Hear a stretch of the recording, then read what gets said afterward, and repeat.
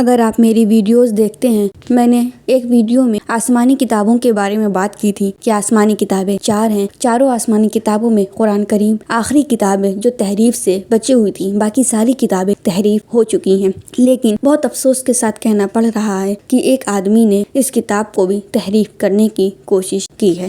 Qadiani funding نے اسلام کے خلاف دشمنی کی ایک بہت ہی بڑی سازش کی ہے، اور وسیم رضوی نامی رافضی نے امریکہ، انڈیا اور اسرائیل کی مدد اور تعاون سے قرآن مجید میں تحریف کر کے ایک نئی کتاب کو شائع کر دیا ہے، جس کا نام اس نے مصلۃ التوحید رکھا ہے۔ مصلۃ التوحید رکھا ہے۔ اس کتاب کو ابھی کویت میں بیچا جا رہا ہے اور فری میں تقسیم بھی کیا جا رہا ہے۔ ممکن ہے بہت جلد ہندوستان میں بھی اس کو بیچا جائے۔ اگر آپ کو یقین نہیں ہے تو گوگل پہ سرچ کر کے آپ خود ہی اس کا جائزہ لیجیے۔ جب بھی ہم آپ صلی اللہ علیہ وسلم کے معجزوں کے بارے میں بات کرتے ہیں تو ہم پہلا معجزہ قرآن کریم کو کہتے ہیں۔ کبھی غور کیا ہے کہ ہم قرآن کریم کو معجزہ کیوں مانتے ہیں؟ کیونکہ قرآن کریم 23 سال کے عرصے میں مختلف مقامات پر مختلف وقت میں مختلف واقعے کی وجہ سے نازل ہوا ہے، اور یہی آپ صلی اللہ علیہ وسلم کا سب سے بڑا معجزہ تھا کہ 23 سال کے عرصے میں کئی بار کئی جگہ نازل ہونے کے باوجود قرآن کریم آج بھی ویسے کا ویسا ہی موجود تھا۔ قرآن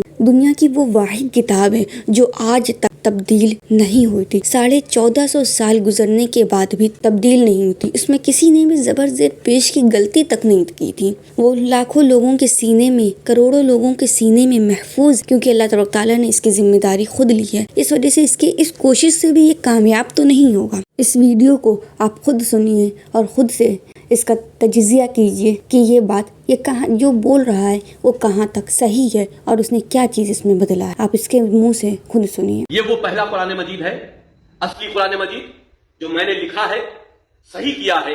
یہ پہلی کتاب اس کی چھپ کرائی ہے۔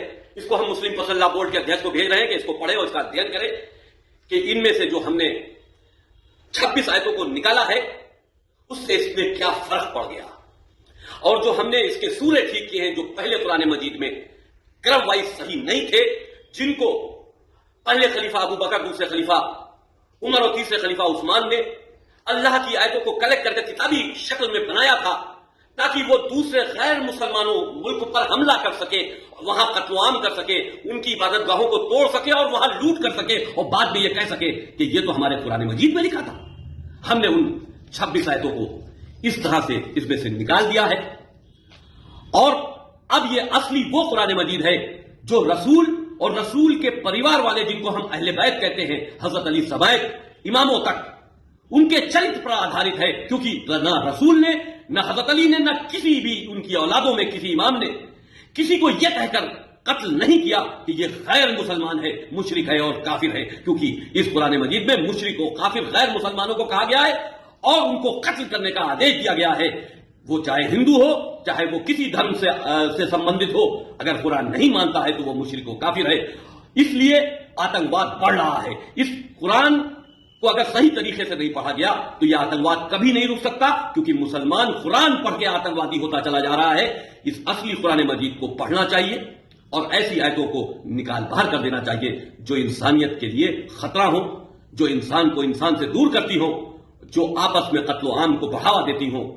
اسلام محبت کا مذہب ہے، ظلم و زیادتی کا مذہب نہیں ہے۔ اس آدمی نے کچھ نہیں کیا ہے، اس میں کوئی بات خود سے ایڈ نہیں کی ہے، کہ قرآن کا خود دعویٰ ہے کہ تم اس کی جیسی کوئی دوسری آیت بنا کے دکھا دو، تو اس آدمی نے کوئی آیت الگ سے بنا کے نہیں دکھائی ہے، بلکہ اس آدمی نے قرآن کی 26 آیتوں کو نکال دیا ہے۔ قرآن کو یہ کہہ رہا ہے کہ میں نے لکھا ہے، تو اس نے خود سے لکھا تک نہیں ہے، بلکہ اس نے 26 آیتوں کو نکال دیا ہے اور ایک نئی کتاب کو بنا دیا ہے، اور کچھ آیتوں کی جگہ آگے پیچھے کر دی ہے، جس کی وجہ سے وہ کہہ رہا ہے کہ میں نے ایک نیا قرآن بنایا ہے، حالانکہ اس نے یہ لکھا نہیں۔ یہ جو کہہ رہا ہے میں نے لکھا ہے، تو اس نے اپنی طرف سے ایک آیت تک ایڈ نہیں کی ہے، بلکہ اس نے صرف 26 آیتوں کو نکالا ہے، اور 26 آیتوں کو نکال کر اس نے اس میں کچھ آیتیں آگے پیچھے کر دی ہیں جن میں ہمارے بہت اہم احکام تھے۔ قرآن کا تو یہ معجزہ تھا کہ وہ 23 سال میں نکلا ہے۔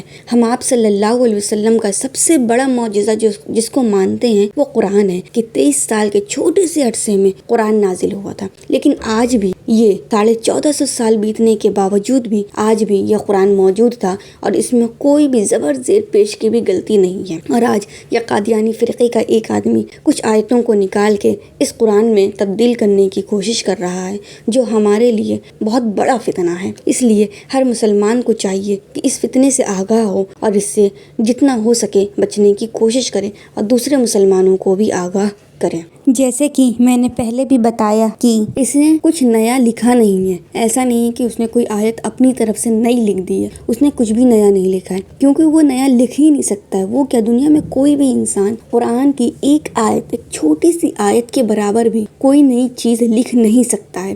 یہ اللہ تبارک و تعالیٰ کا قول ہے اور یہ ہی سچ ہے۔ اگر یہ سچ نہ ہوتا تو قرآن میں علی الاعلان یہ نہ کہا گیا ہوتا کہ تم اس کے مثل صرف ایک آیت لے کر آ جاؤ۔ قرآن میں اور آپ صلی اللہ علیہ وسلم نے کئی بار لوگوں سے کہا کہ اگر قرآن تم کو جھوٹا لگ رہا ہے تو تم اس کے جیسی ایک نئی آیت خود سے بنا کر لے آؤ۔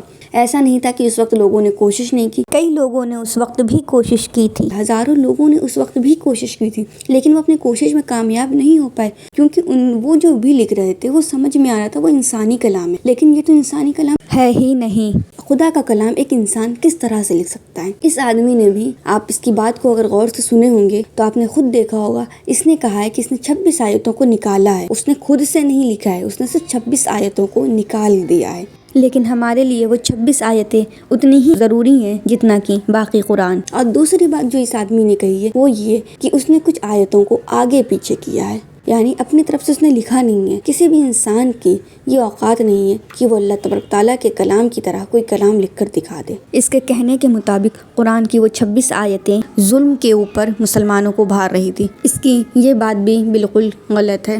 قرآن میں خود جا بجا امن کا پیغام دیا گیا ہے۔ ابھی مجھے معلوم نہیں ہے کہ اس نے کون سی آیتیں نکال دی ہیں، اس وجہ سے میں ان آیتوں کے اوپر تو بحث نہیں کر سکتی ہوں، لیکن اس کا آیتوں کو نکالنے کا جو کام ہے وہ کام بہت ہی غیر اخلاقی اور غیر مذہبی ہے۔ یہ بس ہمیں گمراہ کرنے کے لیے، ہمیں فتنے میں ڈالنے کے لیے یہ اس طرح سے کوششیں کر رہا ہے، لیکن ہم مسلمان ہیں اور ہمارا ایمان اتنا بھی کمزور نہیں ہے کہ ہم اس طرح سے کسی بھی فتنے میں مبتلا ہو جائیں، بلکہ ہمیں اس فتنے کے سامنے ڈٹ کر کھڑے ہونا ہے اور اپنے اصلی قرآن کی، جو اللہ تبارک تعالیٰ کا جو کلام ہے، ہمیں اسے ہی پڑھتے رہنا ہے، اس کی ہی تعلیمات کو دنیا میں عام کرنا ہے، نہ کہ اس جھوٹی تعلیمات کو دنیا میں عام کرنا ہے، نہ کہ اس آدمی کی تحریف شدہ تعلیمات کو عام کرنا ہے۔